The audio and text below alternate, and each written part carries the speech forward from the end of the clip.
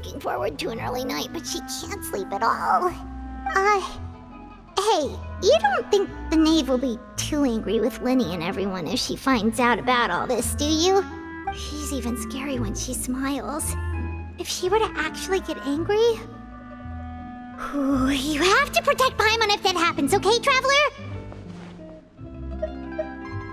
Oh, well, in that case, we should just plan on running away. We'll grab Linny and the others and we can make a break for it as fast as we can. Look! Look over there! Quick! Let's catch up with her before anyone sees!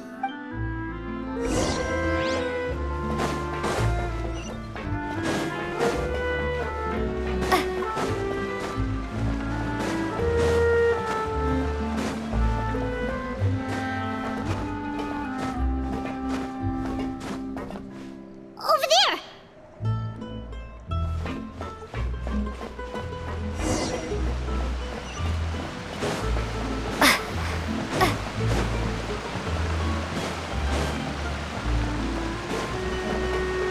Oh, where is she going? Oh, if someone sees her, we're toast!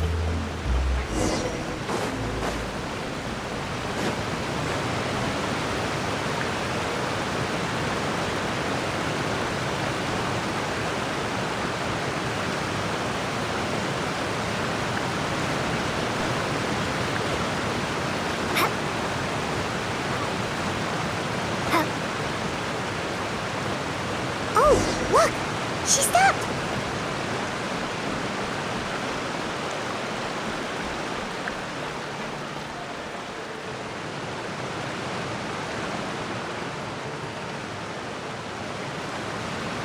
Clairvy!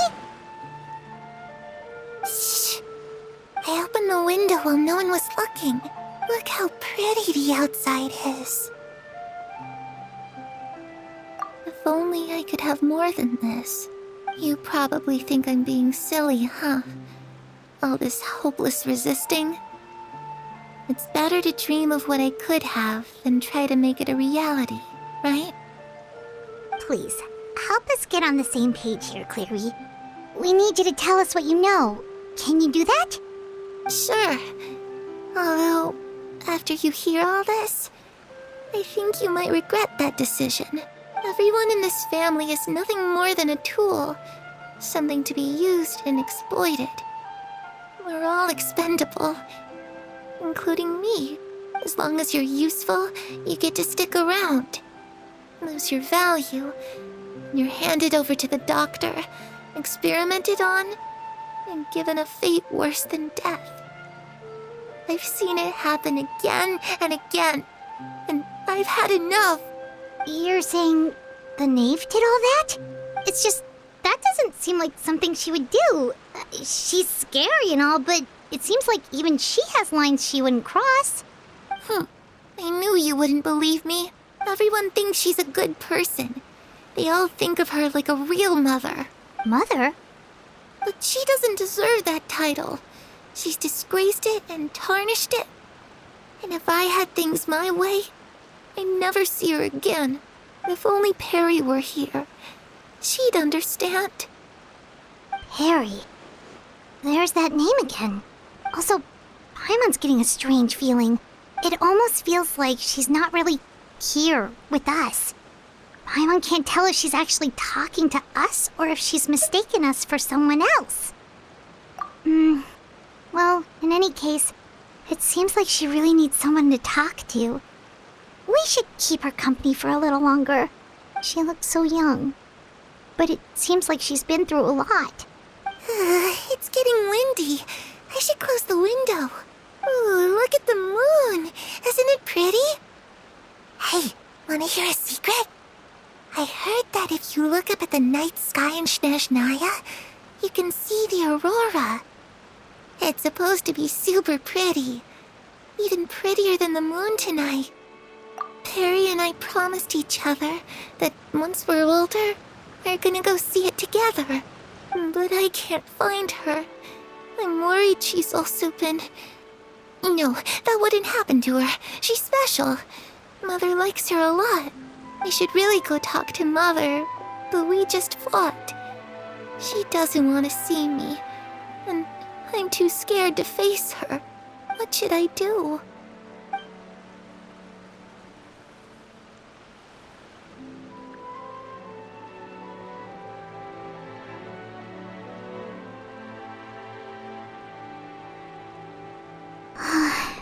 Paimon really doesn't understand what's going on with her. Well, let's head back.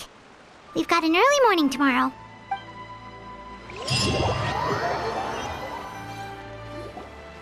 All right, looks like we're all here. Let's go ahead with the plan. Oh? What is it? What makes you ask that? Well, we kinda ran into Clairvy last night, and that's what she told us. We met the doctor back in Sumeru. He's super dangerous, and he's done all sorts of bad things. It's possible that Father and the Doctor have had certain dealings, but I don't think Father would work with him.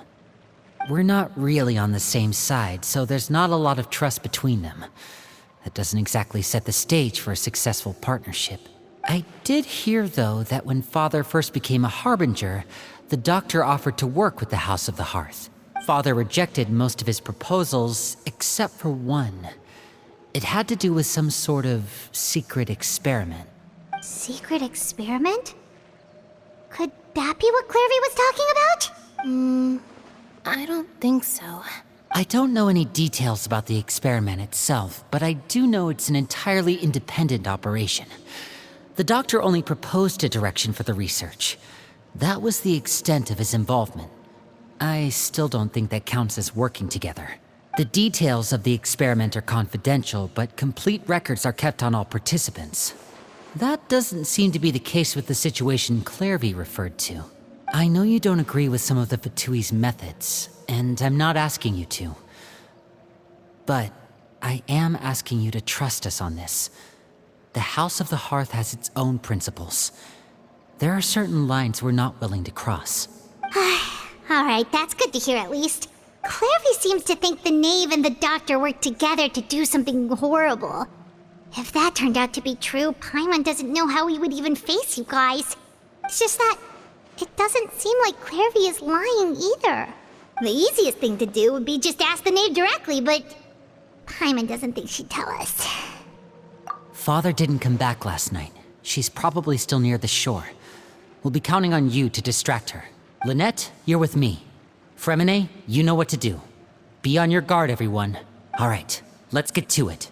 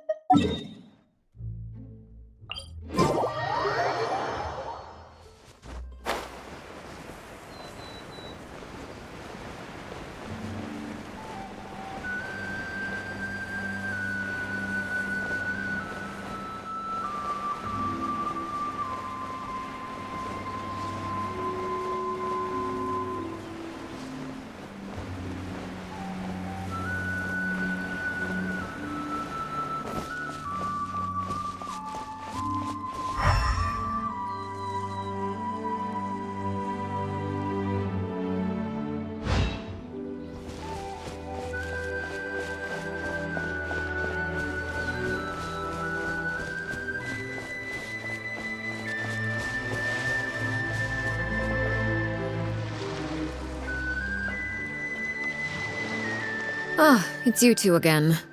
I must say, you look a bit pale. Did you have trouble sleeping last night? A little.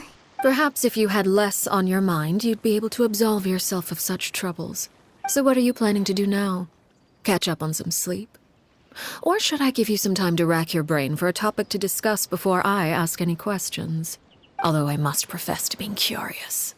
Without child here, how do you plan on distracting me? Us? Distract you? Good one. But no, we were just here for a chat. Looks like you could have used some extra time to think. No matter. If you don't have any other plans, why don't you accompany me somewhere? Don't worry. I'll be sure to steer clear of any scheming children. The ocean breeze is sure nice today. Children always think they can hide things from the grown-ups, but nothing gets past me. Least of all a little scheming. I think I'll let them have at it for a little longer. I can be very patient. Well, I'll leave you to think things over. If you're so inclined, meet me outside the Palais Mermonia. Good things come to children who do as they're told. So I do hope you decide to tag along. If only for your friends' sakes. What should we do?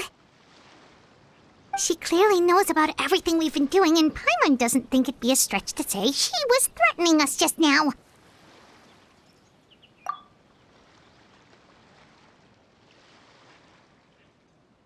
Oh, good idea.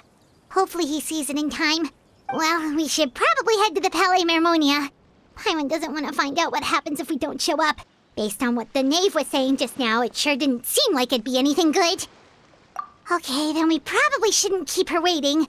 It seems like Linny and the others are on thin ice, so let's do our best to not get them in any more trouble.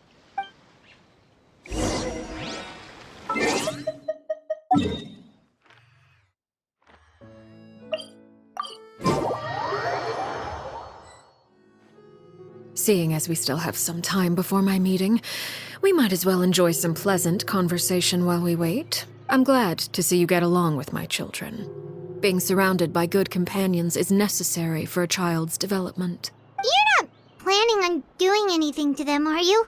I assume you're referring to Linny, Lynette, and Fremine. Although, there's that situation with Filial and Nentoy as well. It appears quite a few people have been acting out lately. No matter. I'm not one to discriminate. All those who betray the house meet the same fate. There are no exceptions. Does that mean you're going to kill them? Oh, are you here to beg for their lives? I'm sorry to disappoint, but the rules of the house change for no one. In my organization, everyone is responsible for their own actions. But don't you care about them at all? They really respect you. They even call you father. You must feel something for them. Any organization in which feelings come before principles is one destined for ruin. The House of the Hearth is hardly an exception. You could say our principles are more stringent than most. Perhaps I can offer you this consolation at least. As our guests, you two will not be held accountable along with them.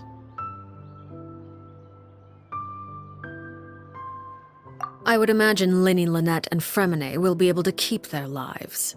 As for Filial, Nentoy, and the others, I'm afraid there's little I can do. They can try to escape, but once you know our secrets, there's no getting out alive. But that's awful. Ah, you seem concerned. Out of consideration for my guests, I suppose I could turn a blind eye for a little longer. If Linny and the others manage to dispose of Clairvy in the meantime, all evidence of their wrongdoing will be lost. In that case, I could hardly punish them for something I couldn't prove. If their efforts are unsuccessful, on the other hand, all will be held accountable. And the punishment will be severe. Of course. Oh, and here, I believe this belongs to you. Do try and keep better track of it next time. It takes a considerable amount of time to train a bird like this. It would be such a pity if you were to lose it. Permanently. Wait, where did you get that?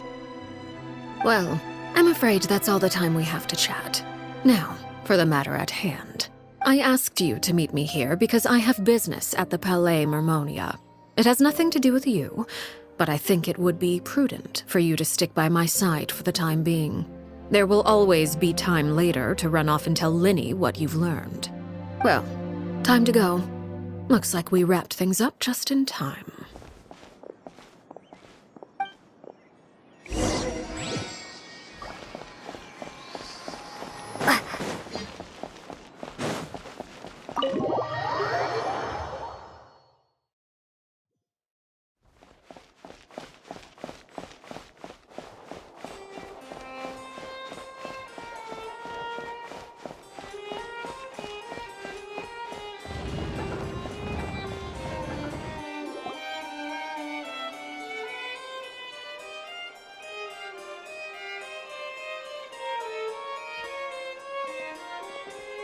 It's been a while, Monsieur Neuvillette. I must say, I wasn't expecting my meeting request to be approved quite so quickly. The Palais Mermonia operates with an efficiency worthy of admiration. It is only right that an esteemed diplomat such as yourself should be afforded the proper level of respect. Although, if I may speak plainly, I must confess that I did not anticipate we would have the occasion to meet again after presenting you with the Gnosis. I see you brought the Traveler and Paimon with you as well. If I may inquire as to the purpose of your visit. I'll be departing Fontaine shortly. There is, however, an outstanding matter that I would like to see resolved before I go. It requires a rather lengthy explanation, I'm afraid. So I took the liberty of explaining everything in this proposal. Please review it at your leisure, Monsieur Neuvillette.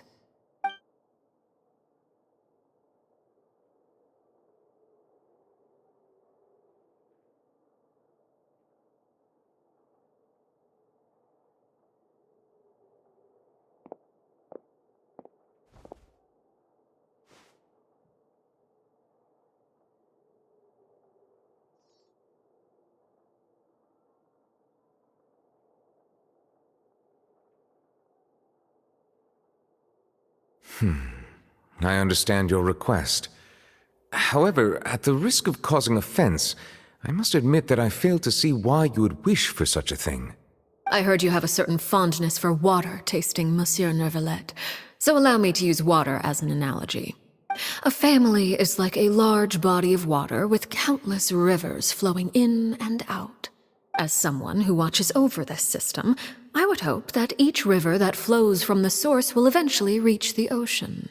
Of course, objectively speaking, I know this is impossible. Most of the rivers will dry up along the way, disappearing into the ground and leaving nothing but a barren riverbed behind. Not all rivers are destined to reach the ocean, but I would not see their existence rendered meaningless.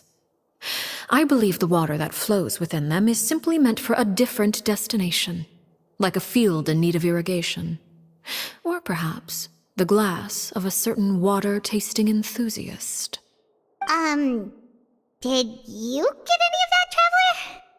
Your words paint an optimistic picture indeed. Allow me to remind you, however, few among us are willing to sip from a glass filled with tainted water. It may have been tainted at one point in time, but not to worry. I'll make sure it's strained of all impurities and returned to its cleanest form. I seem to recall there being a transactional aspect to your proposal. Perhaps you could expound on that? If you accept my proposal, Monsieur Neuvillette, I will gradually withdraw my forces from Fontaine. And, unless absolutely necessary, I will no longer carry out any special missions within Fontaine. I presume I can take your words to mean that, in the future, cases similar to the Tartuffe assassination will cease to cross my desk? Tartuffe? Ah, that thief who embezzled funds from all those charities, you mean? My deepest condolences to his family, but without any evidence, I cannot imagine how the House of the Hearth might have been involved in his passing. Of course, if you accept my proposal, Monsieur Neuvillette, I'm sure certain measures could be taken to reduce the frequency of such troubles. You choose your words carefully indeed. In that case, I am inclined to accept your proposal. My thanks for your generosity, Monsieur Neuvillette. Well, with that settled, we should be going now. I took the liberty of bringing along 2 bottles of spring water from Snezhnaya for you to enjoy. I do hope I get the chance to hear your impressions. Perhaps at our next meeting, yes? Indeed. I trust you would not overlook your commitment in the meantime. All right, Traveler Paimon. Time to go.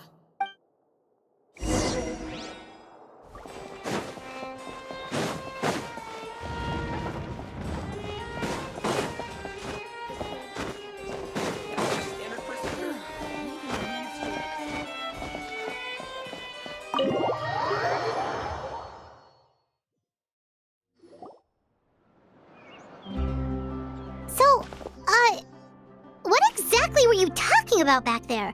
Paimon only heard you mention some rivers, a large body of water, and then some kind of irrigation scheme.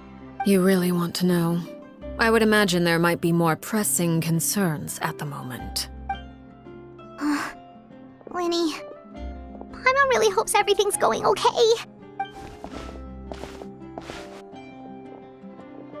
Oh, Paimon recognizes that look.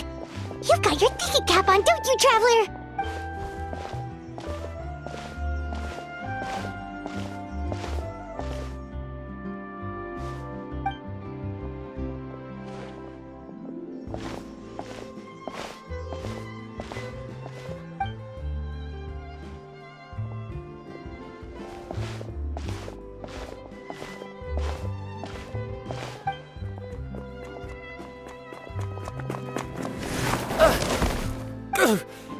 Oh, shoot. Are you alright? Oh, jeez, I'm so sorry. I was so focused on selling these papers, I wasn't looking where I was going. Well, let me make it up to you at least. Here, take this paper. On the house. Oh, you don't have to give us anything. Please, I want to. It's not like I'm short on supply. All the extras will be useless come tomorrow anyway. It's my fault, really. I was just trying to bring home some extra mora for the family, but I bit off more than I can chew. I haven't had many takers today, so I'm still swimming in papers. What's going on here? Nothing much. I just ran into your friend here on accident. I should probably get going, actually, so... Hold on. Of course, I'm happy to compensate you with mora, it's just... I don't have any on me at the moment. I'll take 3 papers. Here. Your payment. Oh! Thank you for your patronage. May the Archons bless you with good fortune. If only I had the chance to run into such generous customers every day. I should probably just take on a smaller inventory though, right? I'm getting married soon, so sometimes it's hard to not get ahead of myself. Anyway, I should head out. Goodbye! Well, now that my affairs are settled, we should take the boat back to Poisson. We've even acquired some light reading to enjoy along the way. Actually, why don't we stick around for a little longer? Paimon just realized how hungry she is. She can't head back to Poisson on an empty stomach. It appears you two are under the impression that delaying our return will somehow alter the situation in your favor. I'm sorry to ruin your fantasy, but your efforts are meaningless. That being said, I could be persuaded to give Linny some extra time. I just have one condition. If you agree to my request, I'll even answer some of your questions. You're quite curious about Clairvy, are you not? And my relationship to her. Wait, why are you being so generous all of a sudden? You overestimate yourself. You don't have the talent for bad things. Then what can you possibly... The most important consideration in a negotiation is that both sides receive something they want. Demands and threats only get you so far. Wonderful. Here it is. When the time comes, make the choice that you deem most appropriate in the situation, and lend your help to the House of the Hearth. Okay, sounds normal enough. But what do you mean, when the time comes? When is that supposed to be? That is for you to decide. Then we have a deal. Follow me.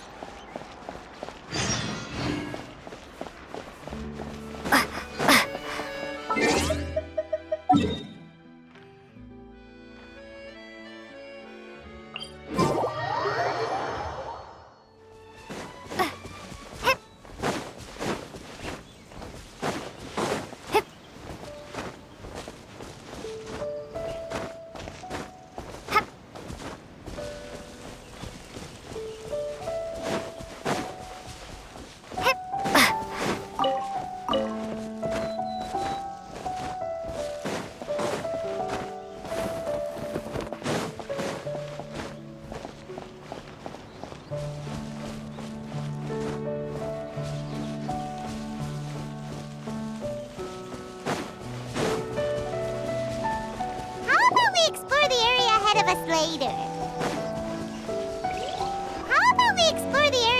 us later.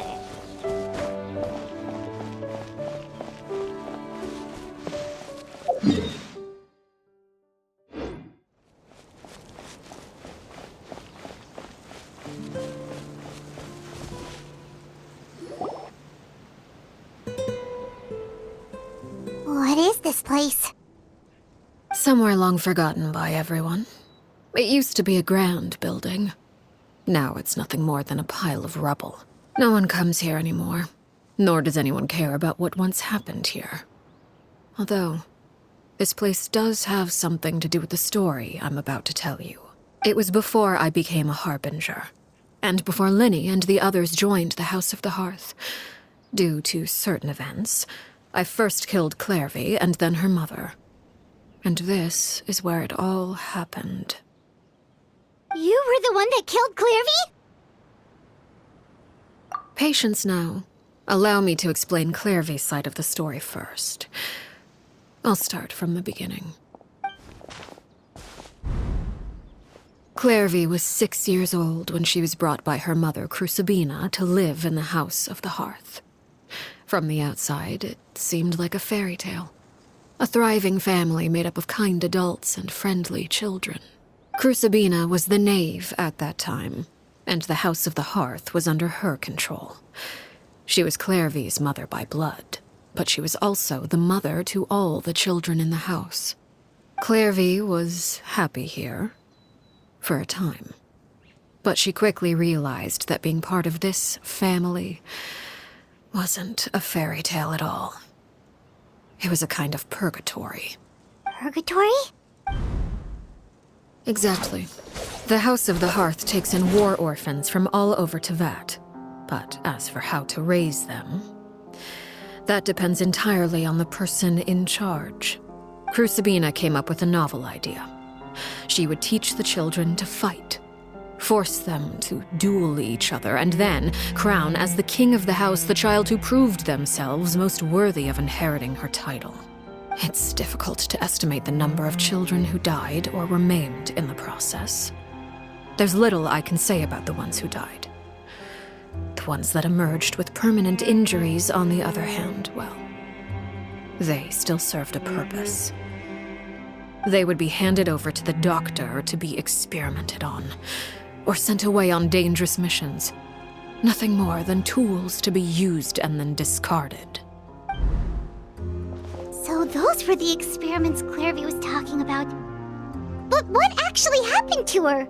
You said that Clairvy was Crucibina's daughter, so if Clairvy tried to convince her to stop what she was doing, Crucibina probably would have listened, right?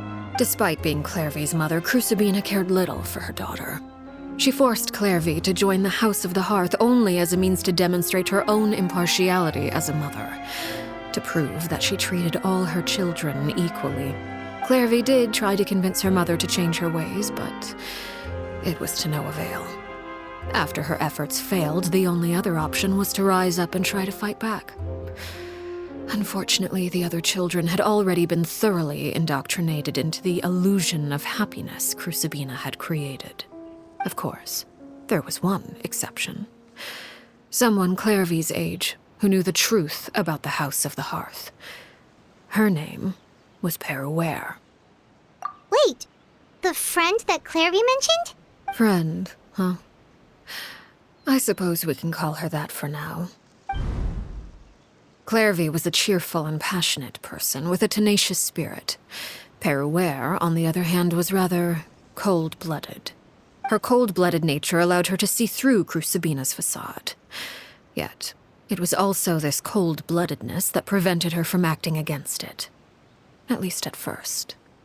While Clairvy longed for freedom, Peruere was convinced that, amid all the fighting and violence, she would make it until the end.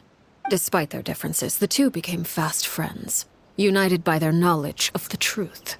Clairvy told Peruere that she hoped to create a real family, where no one would be killed or sacrificed. There may have been a certain naivete to her ideas, but Clairvy proved her determination many times over.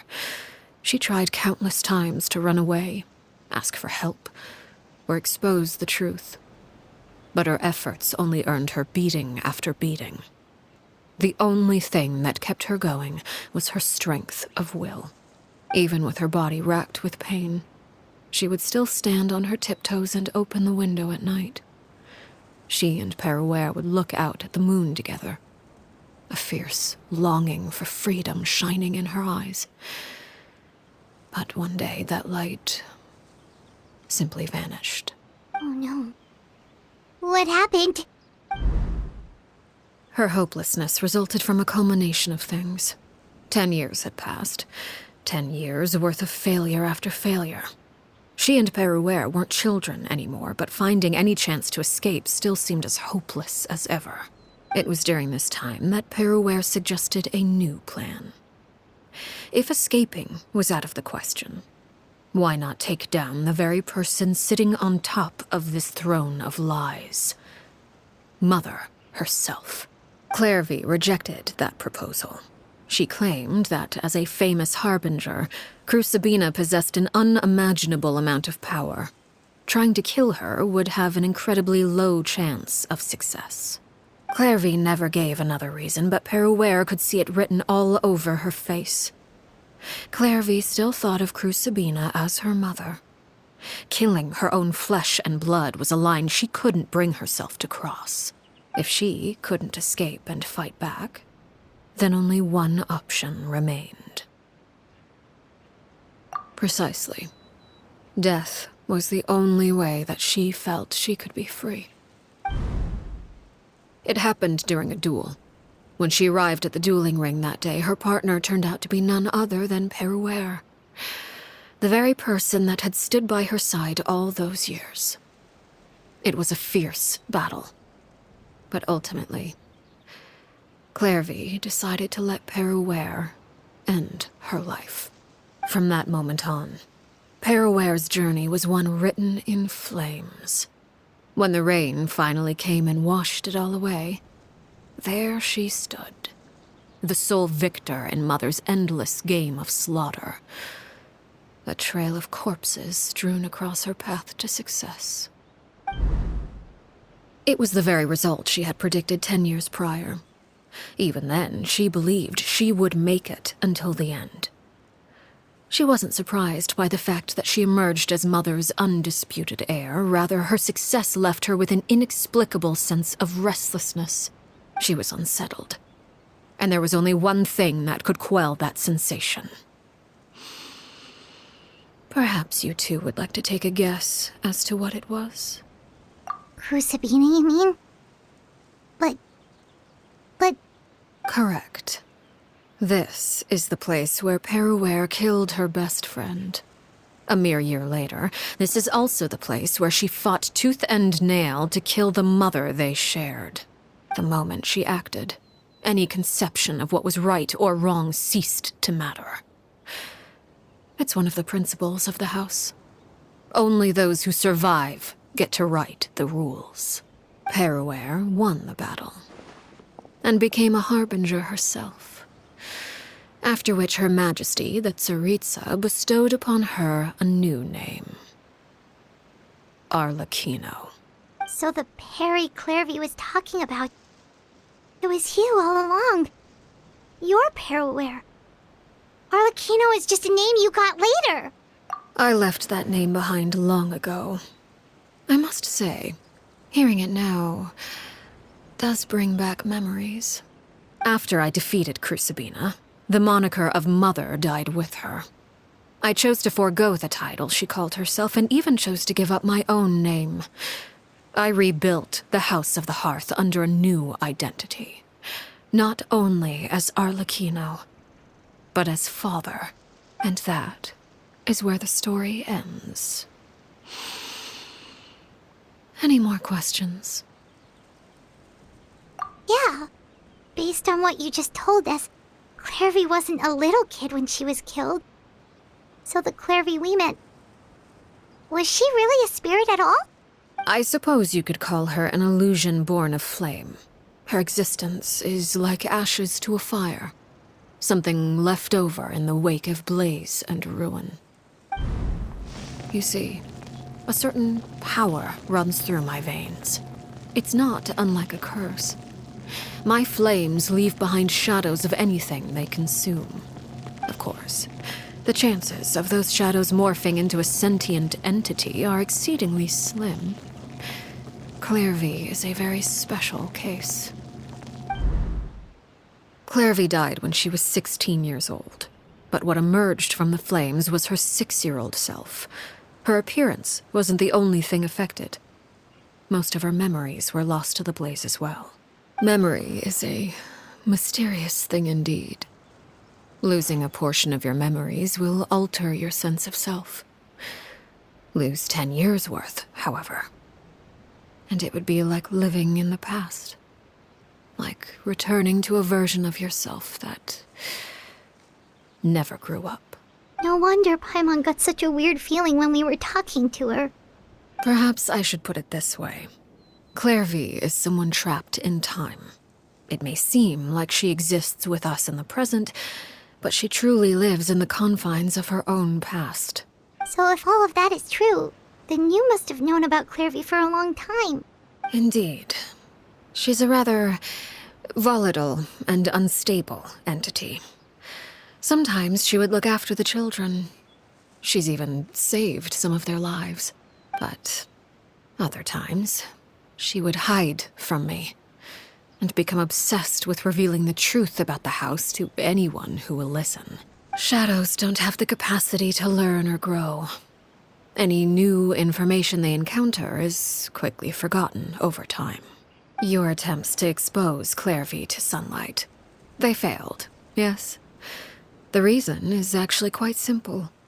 In Clairvy's mind, the house is impossible to escape, and it is this very perception that traps her there. But no matter. All I have to do is kill her again, and all will be resolved. I don't anticipate so much as a single speck of ash will be left behind this time. Wait! Paimon can understand why you might want her gone, but isn't there another way? So what if she's trapped in her 6-year-old self? She's still your friend! At least talk to her first! It's too late for that. She broke the rules, and now she must be punished. That goes for Filial and Nantoy as well. She's had quite the effect on them. I hope you understand. The difference between Crucibina and myself lies in our formulation of the rules, not our policy for enforcing them. Upholding the rules without question is a trait we both share, because that is how a household should be run. Is this really what you want to do? Whatever could you mean? Don't you want to say a proper goodbye at least? Whether as a killer or as a father, there are two things that must be avoided at all costs: anger and sorrow. Anger makes you impulsive. Sorrow causes you to waver. Well, it appears it's about time to proceed. Before we arrived, I told some of my well-behaved children to bring our troublemakers here by nightfall. I do believe I've kept my end of the deal. I gave your friends quite a bit more time. As for what happens now, we'll just have to wait and see.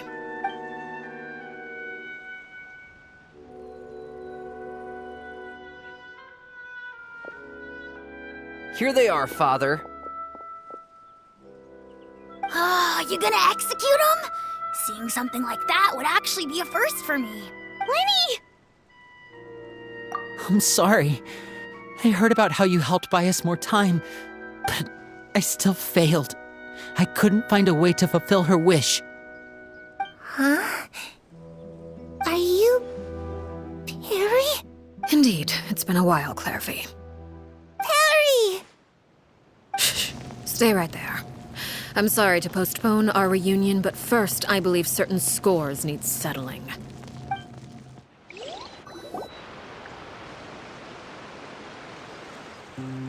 Father, let me explain. Out of my way. Father! You chose to conceal a threat to the house, and for that, you must be punished. Overall, however, I suppose your wrongdoing is hardly the most egregious of the bunch, so I'll deal with your punishments later. As for right now, the more pressing concerns are the traitors among us. By traitors? Do you mean us? Father, let me explain. We didn't mean to... Fultz. Why don't you share what you heard? Yes, Father. Secret Midnight Meeting number 3. Participants, Filial, Nantoi, Sato, Toddy. Nantoi clearly said, if only Father wasn't the one who took us in. Sato added, I'm sick of this life. I just want to live as a normal person. Filial was the worst of them all. She called us crazies and said a bunch of mean things about Father. I did not! You're lying! Fultz is trying to frame us. It's not like I'm the only one who heard those things. After that, you and Toddy and a bunch of other people started talking about Clairvy. You were using all those things Clairvy brought up as an excuse to question Father. We're birds locked in a cage. The only way out is to destroy it. That's what you said, wasn't it? You little... You just want me gone, don't you? What did I ever do to you, huh? And you, Sheplo, have you forgotten who stood by your sickbed, watched over you, and changed your dressings? Come on, let's hear it then. What's your reason for all this? You're wrong, Filial. We don't want you to die. You're our family. Liar. You wouldn't be doing this if that were the case. So why? Why have you backed us into a corner? We all live in the House of the Hearth. You know the type of work we do, Filial. A single betrayal can cost dozens of us our lives. It's not like it's never happened before. That kind of thing is hard to forget. That's why the House of the Hearth cannot tolerate any form of betrayal. Ever since we came to Poisson, you've had 7 secret meetings. A lot of the things you talked about really crossed the line. You've been spying on us for half a month? Wait a second.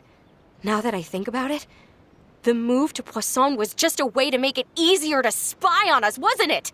Because we were all in one place. You've had this planned all along. Filial, Nantoi, I'm sorry. I owe you both my life. I owe Clairvy too. If it weren't for all your help after I got poisoned, I wouldn't be standing here today. If this were any other situation, I would do anything to repay that kindness, even if it cost me my life. But rules are rules. I'm sorry. My hands are tied. Why? Why? That's enough, Filial. We made a mistake, and we should own up to it. We broke the rules, plain and simple. And now we have to face the consequences. I'm sorry, Chapleau. Fultz. I'm sorry, Father. We accept our punishment. Chapleau, according to the rules of the House of the Hearth, how should these traitors be punished? All those who betray the house pay with their lives. And so it shall be.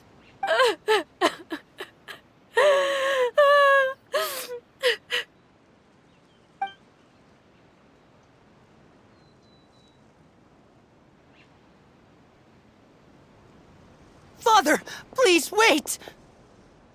Something you want to say, Linny? Please reconsider, Father. What Filial and the others did, does it really count as betrayal? We all come from broken families. From the very first day we joined the House of the Hearth, we wanted nothing more than to make it a real home. But the truth is, none of us know what a real home should look like. I'm not saying I have all the answers. All I know is this. Killing Filial and the others may uphold the rules, but doing so will only bring us further away from being a real family than we've ever been. So please, Father, please reconsider. I agree with Linny. Father, please.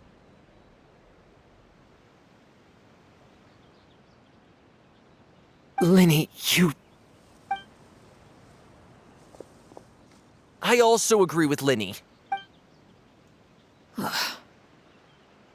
An order once given cannot be rescinded. However, given the extent of your determination, I suppose we shall have to go about this a different way.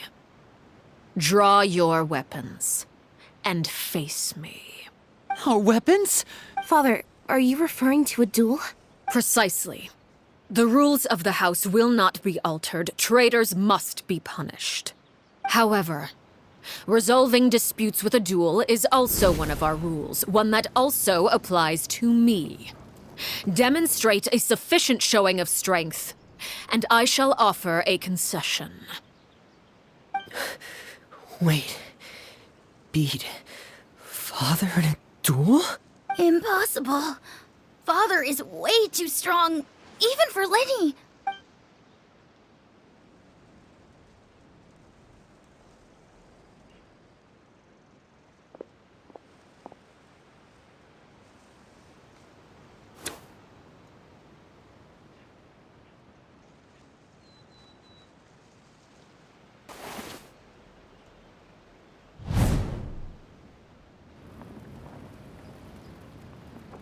Did you hear that, Traveler?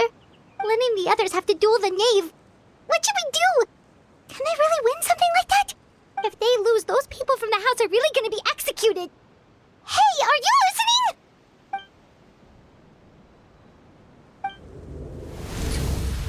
Don't you want to say a proper goodbye at least? Anger makes you impulsive. Sorrow causes you to waver.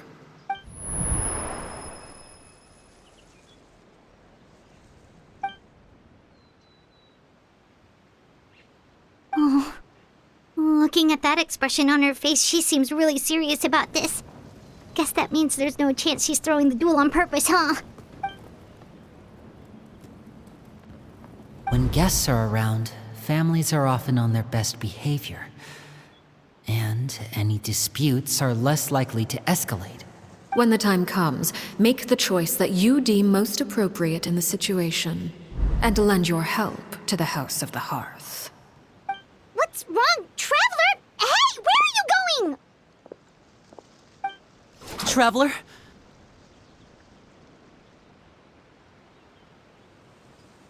You're asking to join the duel against the knave? I'll allow it.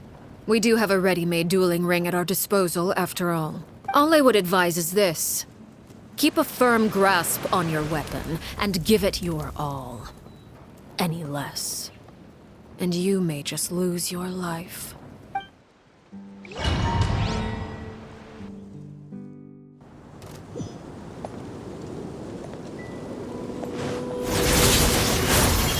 the frying pan, it's... Let's spark things up a little.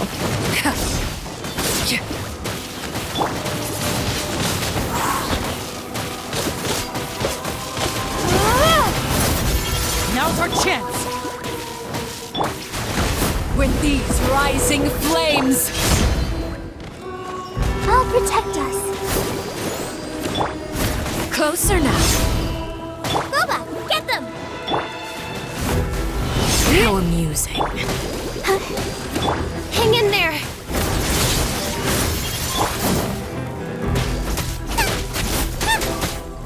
With these rising flames! At the frying pan,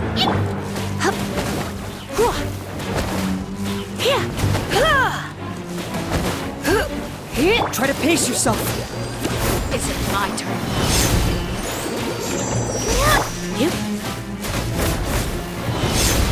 Boba, get them! With these rising flames! Is it my turn now? And voila!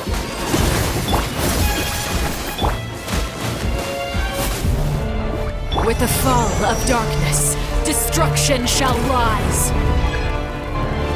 Have a taste of purgatory.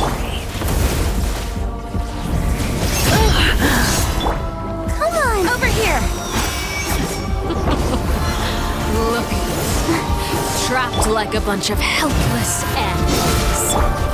Is it my turn now? At the frying pan, into the fire! If I really have to draw my blade, then...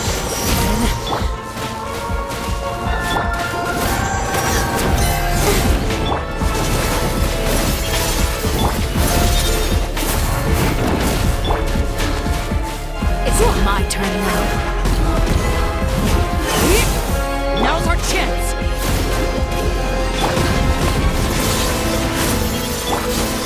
Get them! Come a little closer. Let the show begin. Is it my turn now?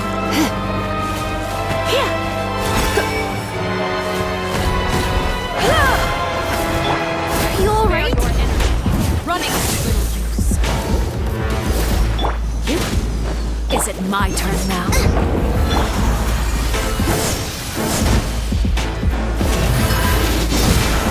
I knew I should have stayed home. I really have to draw my blade.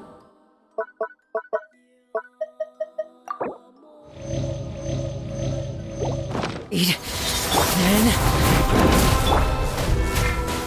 Is it my turn now?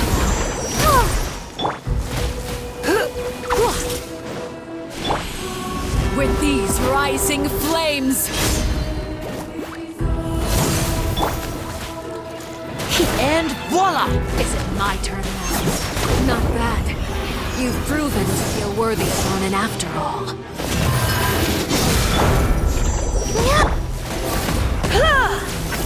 Not bad. You've proven to be a worthy opponent after all. Are you alright? Is it my turn now?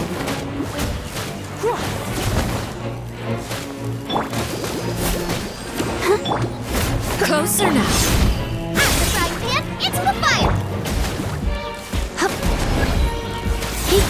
The countdown has begun. If I really have to draw my blade.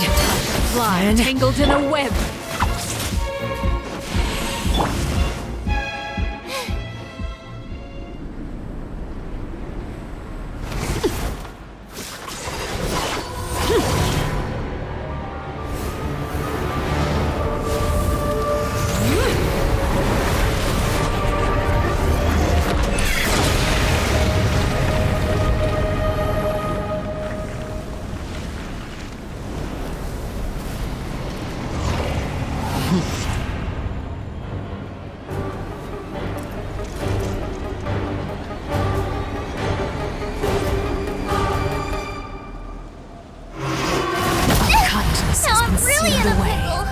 My blade is all that remains.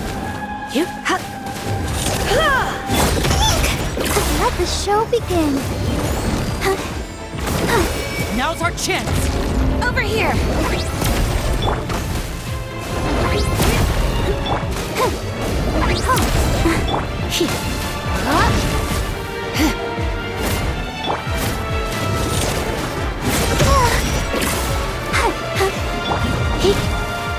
Watch out for Father's movements! Look out!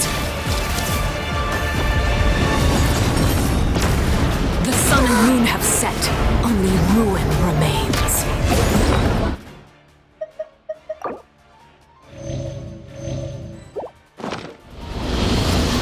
You struggle in vain.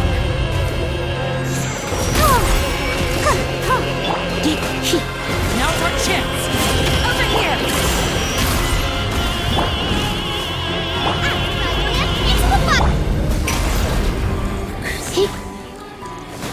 Your punishment made manifest. Don't be such a brute. Looks like I got carried away. Watch out for Father's move! Look out!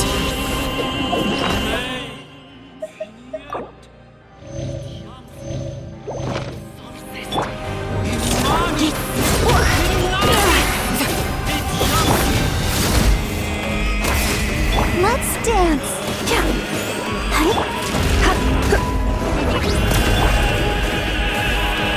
Now's our chance! Over here!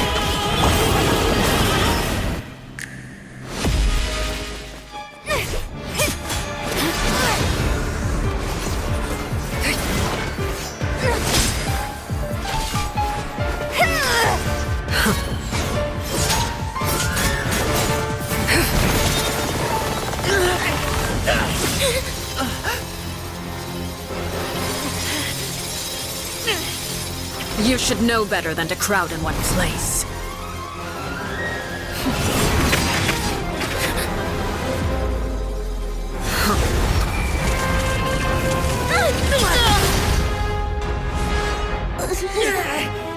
I know. No! I'm sorry, Father!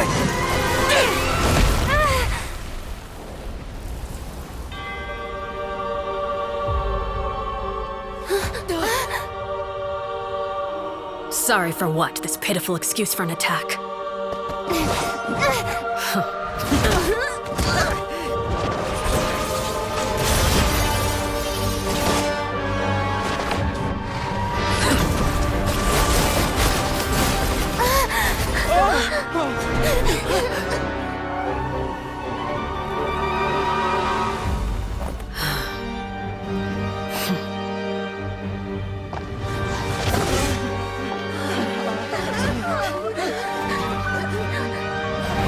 Father, no!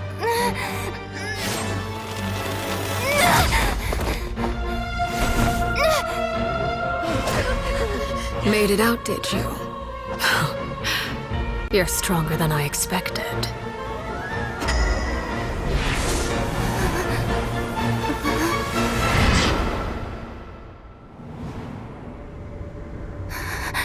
A crimson moon.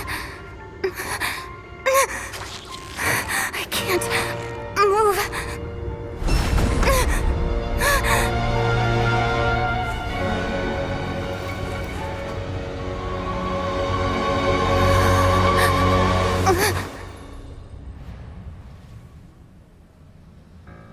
Still, not strong enough to beat me.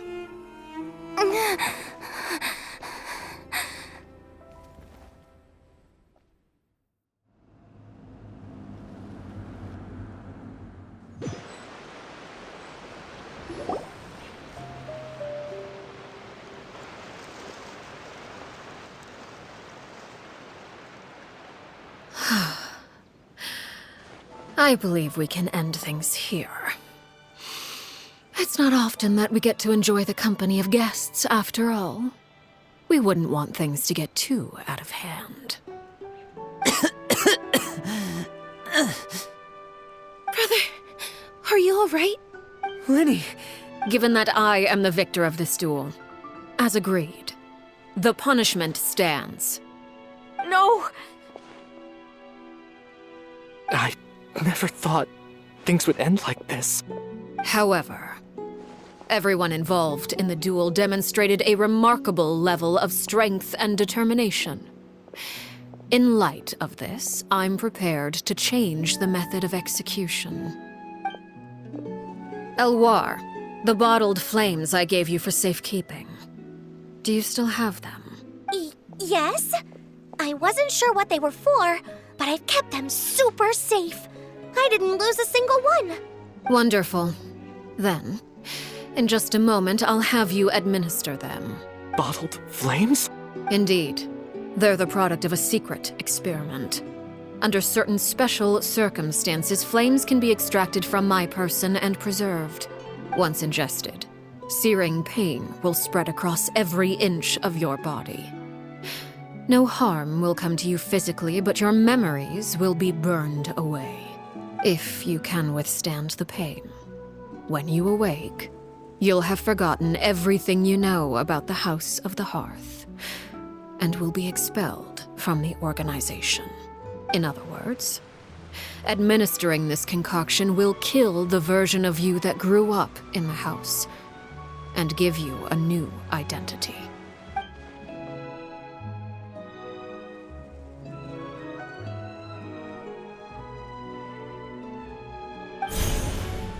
Memory is a mysterious thing indeed. Losing a portion of your memories will alter your sense of self.